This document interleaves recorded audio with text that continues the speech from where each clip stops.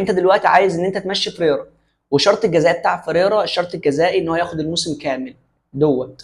فدلوقتي عايز ان انت تمشيه، فدلوقتي جون ادوارد قام راح قال لحسين لبيب اصرف لي الشرط الجزائي عشان امشي المدير الفني ده واجيب مدير فني تاني. 100% حسين لبيب هيرد عليه يقول له مفيش فلوس في النادي، ده اللعيبه ما خدتش مستحقاتها من 3 شهور، اللعيبه ما خدتش مستحقاتها من 3 شهور، ف100% مفيش فلوس في النادي. فجون ادوارد هيقوم راح ليانيك فيريرا لا انت مكمل، ما هو هيمشيه ازاي ومفيش فلوس يدفع له شرط جزائي؟ هو جون ادوارد هيدفع فلوس من جيبه؟ دلوقتي مفيش فلوس، فجون ادوارد هيعمل ايه؟ هيسيبه قاعد.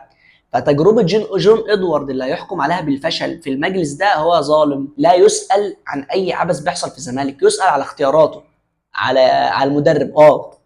بس وارد موت، وارد موت. ده لسه اول مره يشتغل، اول سنه يجي الزمالك، ما هو مليون في الميه تسيبه يكمل التجربه للاخر، بعد كده تقول التجربه دي فشلت او نجحت. انما وارد يخطئ، مفيش انسان ما بيخطئش، وارد يخطئ عادي، بس كونه انه يدرك يصلح غلطه. طب هو عاوز يصلح غلطه بس مفيش فلوس، فيصلح غلطه ازاي؟ فدي الفكره. جون ادوارد مظلوم مع النادي ده. انا اتوقع بقى الصوره اللي حصلت ده ان الاداره جابت جون ادوارد عشان هو اللي يشيل كل الفشل. بعد الماتش برضو قال لك ان الاجانب هتفسخ عقودها من طرف واحد، ان اخوان الفينا هيقدم شكوى يفسخ عقد من طرف واحد. هتسكته ازاي؟ سكته بالفلوس، انت معكش فلوس، فانت هتسكته ازاي؟ انت داخل النادي قبل الانتخابات وعارف ان النادي ده بيمر بازمه ماليه بص تقفل النادي، وعارف ان النادي فيه ما فيش في عجز فني وعجز مالي وعجز اداري وعجز كل حاجه، بالذات عجز مالي. فانت 100% ده، وانت رسمت البحر طحينه قبل الانتخابات، ف100% انت داخل الانتخابات وانت حاطط بلان لكل حاجه، وبلان ازاي هنجيب فلوس. انت في المجلس ده فيه 600 راجل اعمال في المجلس، مفيش ولا واحد فيهم بيضخ فلوس غير هشام نصر اللي هو اقل واحد فيهم، هم كلهم عندهم الشركات الخاصه بيهم ورجال اعمال الدنيا. فين بقى ضخ الفلوس اللي انا مستنيه منكم؟ حتى حسين السيد عنده. ففين بقى انا منتخبك ليه؟ عشان انت راجل حلو مثلا وواجهه؟ ما انا مش منتخبك عشان كده، انا منتخبك عشان انت راجل اعمال هتضخ فلوس في النادي. ما هو 100% النادي برضه هتستنفع منه، مفيش حاجه اسمها تضخ فلوس على الفاضي، لا هتستنفع من النادي 100%. ما كان ممدوح عباس بطل يدفع يعني، كان ياسين منصور مع الاهلي ما كانش بيدفع، كان العرجاني ما دفعش، في امثله كتيره قوي. فانت بتضخ فلوس في النادي عشان انت نائب او متعين في المجلس ده، فبيجي عليك شهره بقى وعائد مادي وكل حاجه. فانا منتخبك عشان انت تضخ فلوس في النادي، مش منتخب عشان انت راجل حلو مثلا، عشان شكلك حلو. انما كونك بقى تيجي تقول لي للسنه الثالثه على التوالي مفيش فلوس في النادي، انا استنيت اول سنه والسنه الاولى والثانيه، السنه الثالثه برضه تيجي تقول لي مفيش فلوس في النادي، لا قول سلام عليكم مش عارف اتصرف في المجلس وسيبه ويمشي. اصل كده مش هينفع، هتدنيك قاعد في منصبك مخلل فيه وكل ما يقول لك مفيش فلوس، اما تسيب امسك انا رئاسه النادي، امسك انا والله العظيم امسك انا رئاسه النادي وبحب الزمالك وكل حاجه. كل ما حد يجي يقول لي حاجه والله مفيش فلوس في النادي، هات لعيب مفيش فلوس في النادي، هات مدرب مفيش فلوس في النادي،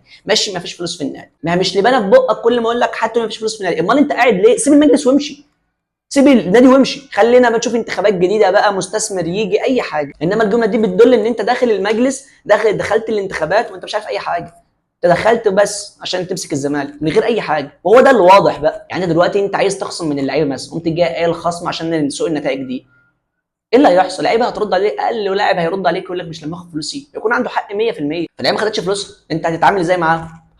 هتكلمهم ازاي اصلا؟ تطلب منهم ازاي؟ هتحفزهم ازاي؟ انا عايز اعرف بقى هتحفزهم ازاي؟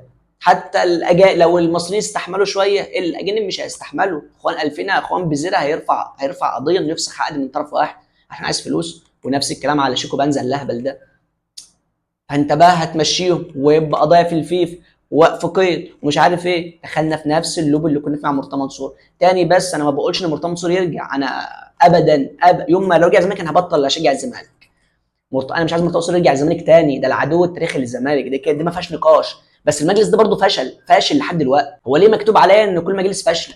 هو لا اما ده لا اما ده، منطقي يا عم اشوف حد تاني. انا المجلس ده عملته على مجلس الاداره وجون ادوارد وكل ده عشان انا اتنبح صوتي وانا عمال اقول لكم ان مدير فني شخصيه ضعيفه، مدير فني لا يصلح للزمالك من اول ماتش، ومدير فني ما فيش عنده سيستم، اسلوب لعبه ما يناسبش فرق الدوري المصري، ما بيعرفش يقرا الجيم، ودي كارثه بالنسبه لي، كارثه. انا ممكن اتقاضى على اي حاجه ثانيه والله هيتصلحوا، انما ما بتعرفش تقرا الجيم، دي كارثه بالنسبه لي. ما بتعرفش تقرا الجيم ده يعني لو حصل دخل فيك جون مثلا زي النهارده، داخل فيك الجون في الدقيقه تقريبا 65 او حاجه زي كده او 70 حاجه زي كده، معاك تلت ساعه ولا ربع ساعه مش عارف تعمل اي حاجه، بدلت سرد باك بسرد باك.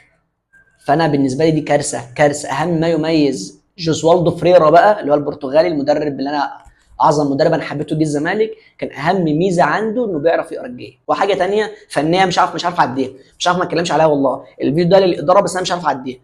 انت دلوقتي انت المفروض ان اخطر لاعب عندك هو اخوان بزير اللي هيمشي، هيفسخ عقده ويمشي. البديهي ان اخليه هو اللي يشارك في صناعه اللعب، خليه هو اللي يشارك في بناء الهجمه. البديهي ان انا اقوم مجمع اللعب على وينج، على الباك بتاع محمود بنتاي، جمع اللعب في اليمه الثانيه، واقوم مغير له الملعب، اخليه يروح للباك هو بوشه في المساحه في الثلث اللي قدام، هيعرف يتصرف. لو سواء هيعمل لي اسيست، هيجيب لي جون، هيشكل لي كره خطيره، عمر جابر يعمل له اوفرلاب فيديها له. والله العظيم احنا بنعزله تماما عن اللعب. الله اعلم بقى ده فكر مدرب ولا ده من اللعيبه من نفسنا منه، المهم ان ده كارثه. ولو انت صحيت وسمعت ان بزيرة مشي مش عشان قضيه الفلوس، لا عشان مش عايز العب مع الفرقه دي، والله العظيم انا هكون عذره ومتفهمه موت. اكتر من كره النهارده يقطع بين السردباكين بتوع غزل المحله عشان تلعب له كره في مساحه، يروح انفراد على الجون، احمد حمدي يقوم لاعبها لعمرو ناصر ولا ليه في وشه ويلعبها ورا.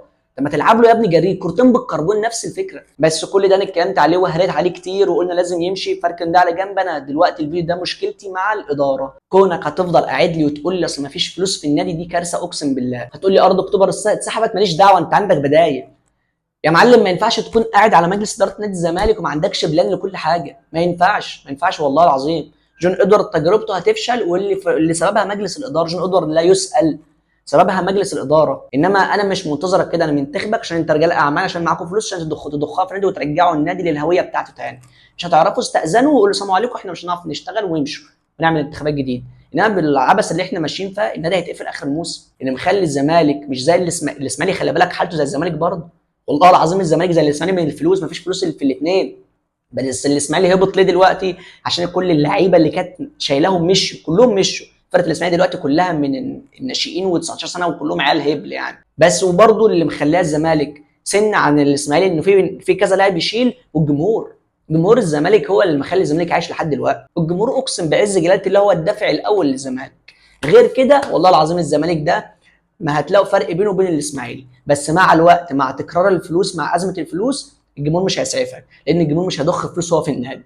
الجمهور بيعمل اللي عليه والزمالك هيدنيه لاخر نفس بيحاول عشان الجمهور ده في ظهره. انما هيجي في مرحله وهيقع قوي زي الاسماعيلي حتى والجمهور وراه، عشان الفلوس دي اهم كل حاجه في الكوره الفلوس. معرفش بقى احنا هنصحى بكره على ايه وهنعمل ايه، بس كل اللي انا اعرفه ان الزمالك لو فضل بالحاله دي، نص اللعيبه ده ترفع عليك قواضي في الفيفا، والنص الثاني هيمشي وهيرفع برضه، يعني الفريق كله يرفع عليك قواضي والنادي هيتقفل.